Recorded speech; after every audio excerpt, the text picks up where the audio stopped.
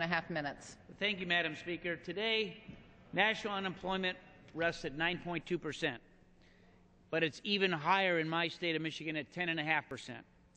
Gasoline costs $3.80 a gallon or more in many areas, up $1 from last year. Political unrest halfway around the world disrupts the flow of oil to markets, causing prices to rise. Most leaders in this situation would be searching for a project that would create jobs, help bring down gas prices, and yes, provide a stable and secure source of oil to replace imports from dangerous parts of the world. Our president is being handed such a project on a silver platter, and he's dangerously close to letting it slip through his fingers.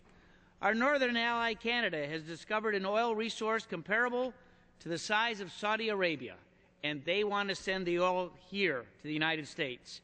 5 major labor unions have thrown their support behind the pipeline because it's going to create more than 100,000 jobs. Yet this administration has allowed the permit application to languish for nearly 3 years, even saying that they were inclined to support it almost a year ago in October. This pipeline, the Keystone XL, if approved, would dramatically improve our energy security. According to DOE, the pipeline would essentially eliminate our Middle East oil imports. It would provide for a massive influx of stable oil into the market, something desperately needed as threatened supplies to Africa send prices into orbit. This country needs the president to make a decision on Keystone XL's permit. The uncertainty has gone on too long, and if we don't act, these energy supplies will go someplace else. That's why we have this legislation, H.R. 1938.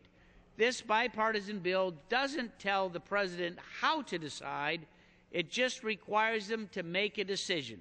I commend my colleagues Lee Terry and Ross for finding a common sense and, yes, bipartisan solution. If we don't build this pipeline, Canada will find another buyer. The Chinese have expressed significant interest in Alberta's oil sands.